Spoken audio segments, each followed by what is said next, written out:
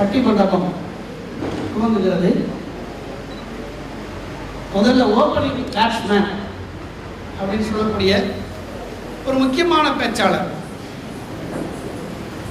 இங்கே திருமதி விஜயலட்சுமி அவர்கள் முதலிலே இந்த பட்டிமண்டபத்தை துவக்கி வைக்கிறார். அவர் நகைச்சுவை காட்சிகளில் தான் கலைவாணரின் சிறப்பு பெரிதும் வெளிப்படுகிறது என்ற அணியிலே இங்கே முதலில் உங்கள் கரவொலியோடு அவர் பேச அழைக்கிறேன். எங்களுக்கு சிந்திக்கவும் தெரியும், நகைச்சுவை காட்சியை ரசிச்சு சிரிக்கவும் தெரியும். ஆகவே கலைவாணரின் சிறப்பு பெரிதும் வெளிப்படுவது நகைச்சுவை காட்சியில் தான் என்று பேச வந்துள்ளேன்.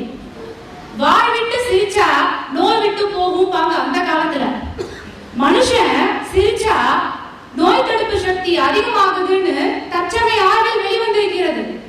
ஆகவே நோய் தடுப்பு சக்தி அதிகமாக சிரிக்கணும். எதிரணியர் மாதிரி கருத்து கருத்துன்னு முட்டிக்க கூடாது. நகைச்சுவை உணர்வு வேணும். கலைவாணரின் காலத்திலேயே நகைச்சுவை காட்சிக்காகவே நாடகத்தை பார்ப்பது இருந்தது.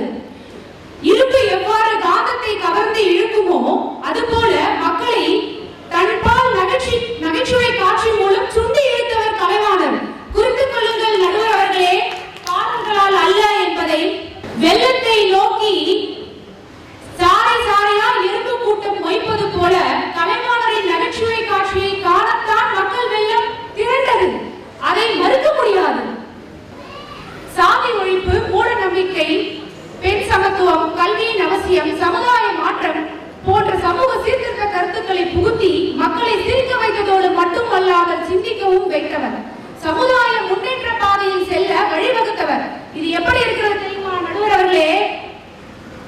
மருந்து குடிக்கிற குழந்தை நோய் தீர்றதுக்கு பெற்றோர் அந்த மருந்துல தேனை கலந்து கொடுப்பது போல ஆட மாட்ட ஆடி கறக்கணும், பாடுற மாட்ட பாடி தாங்க கறக்கணும். இந்த உண்மை தெரிஞ்சவர் நம்ம கலைவாணர் ஐயா. பாடலை கூட நகைச்சுவை கலந்து சொன்னதால் தான் அது பிரபலமாகியது. இது எதிரணியருக்கும் தெரியும். ஆனா தெரியாதுங்கிற மாதிரி இருக்காங்க. கலப்புக்காக மட்டுமே பேச வந்தவர்களிடம் புரிய வைக்க முடியாது நடுவர்களே.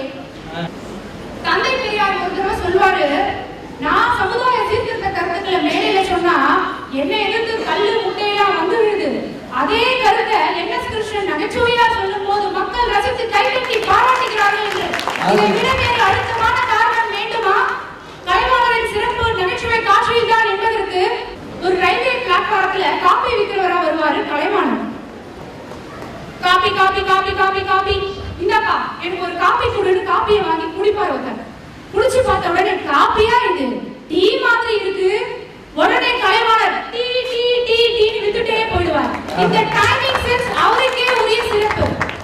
சிரிப்பு மொழியால் நகைச்சுவை காட்சி மூலம் சீர்திருத்த கருத்துக்களை தூவிய மாபெரும் சிந்தனையாளர். ஆகவே கலைவாணரின் சிறப்பு பெரிதும் வெளிப்படுவது அவரின் நகைச்சுவை காட்சியில் தான் என்று அழுத்தமாக கூறிக்கொண்டு என் கருத்துக்கு செவி கொடுத்த உங்கள் அனைவருக்கும் நன்றி கூறி விடைபெறுகிறேன். வணக்கம். தந்தை பெரியார் அவர்கள் என்ன நான் போய் பேசினேன்னா கல்ல கொண்டு எறியலாம், கலைவாணர் எதை சொன்னாலும் ரசிச்சு கேட்கலானே என்று சொன்னார் என்று அழகாக சொன்னாங்க. பெரியார் சினிமாக்காரர்களை ஏற்றுக்கவே மாட்டார். அவர் ஏற்றுக்கொண்ட 2 சினிமாக்காரர்கள், ஒருவர் கலைவாணர், இன்னொருவர் நடிகர்கள். நாகரிக கோமாளி. அதாவது அந்த காலத்துல சினிமா நடிகர்களுக்கும் நாடக கலைஞர்களுக்கும் என்ன தெரியுமா பேரு? கூத்தாடி பயன். கூத்தாடி பயலுக்கு கொண்டு கொடுக்காத, கூத்தாடி பயலுக்கு வீடு கொடுக்காத என்று சொல்லக்கூடிய காலம் இருந்தது. ஆனால் அந்த கூத்தாடி என்ற அந்த அவப்பெயரை இடிச்சொல்லை மாற்றி கலைஞன் என்று அதற்கு ஒரு உயர்வை ஏற்படுத்தி கொடுத்த முதல் கலைஞன் கலைவாணர். அந்த செய்திகளை நல்லா சொன்னாங்க.